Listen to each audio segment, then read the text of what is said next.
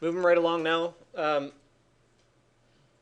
What we need to do is set up the legend parameters, which is going to help us calibrate the colors. So when we look at what the range is here, the highest heat gain is above 1.81. The lowest is essentially 0, obviously, but we are sort of getting some middle cyan, light blues, baby blues. So it looks like probably our reasonable lowest is going to be between 0.18 and 0.36. We can probably focus on, I don't know, I, right now I don't know how the kilowatt hours per meter squared is going to convert into comfort. So really what we've got to find is a range that gives us a graphic representation of where the hot spots are and where the cool spots are. That it has a little bit better determination than this here. In order to do that, what I'd like to do is make a surface that's going to have a gradient across it. So in section, I want to see on this wall, I want to see an awning or an overhang that's going to cast a shadow that will keep part of the wall cool while the other part of the wall is going to be warm and receiving sunlight. To do that, we can essentially just go back into Rhino. And I'm going to look at my right side view. And very simply put, I'm going to draw a rectangle and extrude it. And I'm just going to leave this very, very simple. Nothing special right now. Am I at the origin? I am. Okay. Oh, not top. Right side. So I'm just going to draw a rectangle that looks kind of like this, and I'm not sizing it specifically right now. Okay, this is a, off the cuff, just super quick design exercise. I'm just pushing and pulling, trying to see something that works. So I can grab this, I can look at it here in perspective and extrude curve, pull it across the whole length of my building like that. And if I want to get really clever, I can tilt it a little bit. Oh, whoops, that was my curve. There we go. Tilt this. So I'll tilt that a little bit and I'll push it down here. Oh, I did it the wrong way. Ah, that way. All right, so don't worry about the clarity of your walls and where exactly they sit relative to your building right now. I just want to have a shadow that's cast on my building so that I can differentiate the heat gain that's on each surface. So once that is done, once you've made a change to your model, all you have to do is now, rather than setting multiple geometries, you want to add one geometry. And it's really as simple as, and I don't think we've done this before, you right click on BREP and you go to Manage BREP Collection. This is new to you guys, right? Okay, so Manage BREP Collection is going to allow you to select individual BREPs to delete from the selection, or add a new item. So if you click on Add Item, that's the green box, and then click the geometry, it'll be added to the list. You hit OK. It'll take a moment to recalculate and recalibrate, but then it will become a part of your analyzed model. That's what you see here.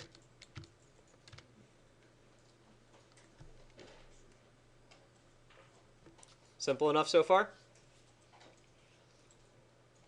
So now, here is what I notice. I notice that I've got above a heat gain of 1.78 on my roof.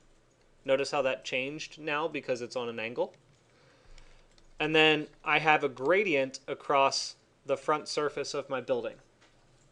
I've got the darker blue, so the coolest points are like 0.18 up there. And then the lightest blue, that's not yellow yet, it would be like a 0.36 down the bottom. So my thought is when I do my legend parameter to calibrate, that I'm going to probably focus on the lower range. Maybe something like a 0 to 0.5 is probably too little, but maybe just 0 to 0.75 or 0.7, something like that. And I'll start there and see how the gradient is measuring across the surface. So legend parameter. It's one of those things that for me, I've only used it four times, 4 times so far. So it's not something I remember all the time. So what I often do is I'll just open a document, save it first actually. So I'm going to save this one as, you should save yours as well.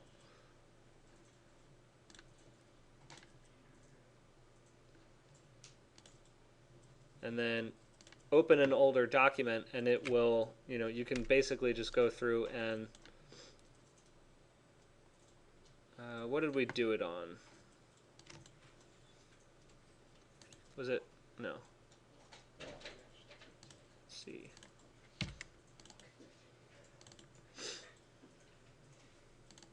SunPath assignment 1, I believe. 3D graph for weather data.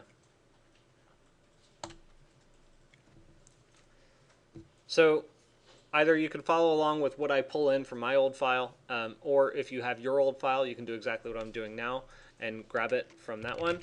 Oh, there it is. There we go. Okay, that's right. So it was a series of 10 numbers from point 1, which creates your... Okay, that's right. Legend par. All right, so I'm just going to take this whole block here and copy it, and then I can go back to the other file and paste it. Easy enough, right? Get that out of the way. Pull this in. And I'm still using the same colors from my actual graphic exercise. Just throwing that out there. You should be using the same colors. The the high bound and the low bound are going to have to change. So I mentioned that I'm going to go from a 0 range, and I'm guessing now that this is how it's going to work. So I'll start off from 0 to 0.75, and we'll see how that's going to work for me when I plug it in. And I will...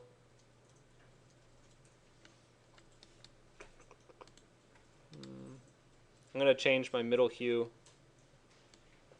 because I want it to kind of be heat based, so I'll change my middle hue to a yellow, or I'm sorry, a orange.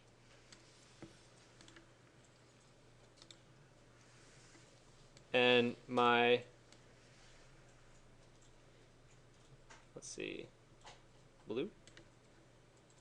I want blue for cold, and then this would be yellow. I don't want green. Well, yeah, all right.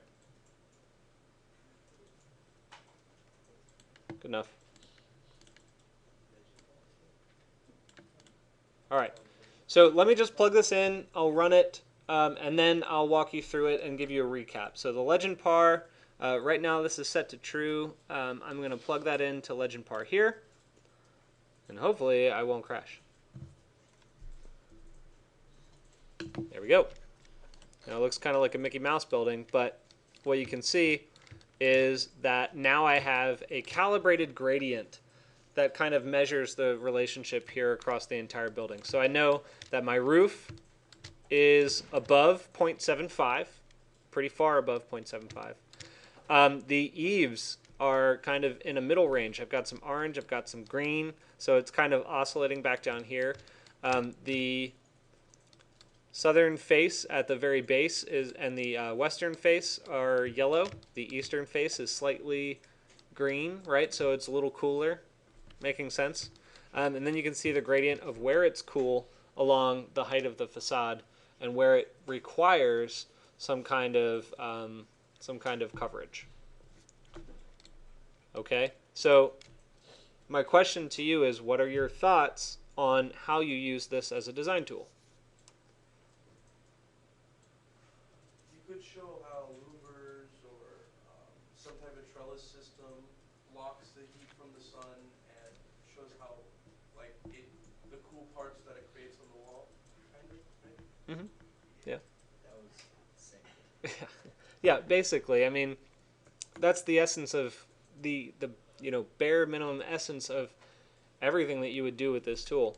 One of the other cool things that I want to point out here is that once you get to the export, the radiation result, let me plug a panel in for that.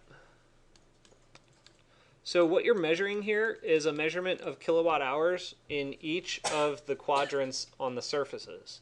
So what's interesting is that, let me keep going down. Where was that? There. So some of them are receiving no radiation at all. Where would those be in your building? The inside? Huh? The inside? Yeah, I guess technically the inside face of the, yeah. Yeah. So you probably want these to be single panels rather than have depth to them, even though I modeled it with depth. But now that you mention it, just do one surface to analyze. But also on the northern end of the building. It's not getting any direct solar radiation. So what I want to point out to you is that if you turn the layer off that your building is on, wait, where was that? Yeah, those. Or rather, oh, I'm not going to do it, but if you decide to only select the glazing itself, that's kind of an option that you have as well. So let me just kind of go through that exercise. I'm going to set multiple B-reps, but I'm only going to select the extrusions of my windows.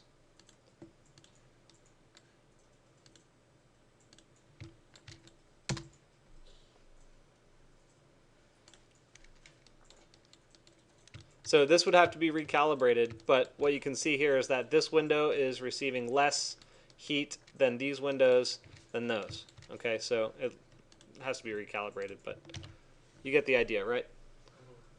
So for us, what we're going to do now is go back to these diagrams, and our objective is to model one of the conditions that we've established and to analyze what its resultant effect is.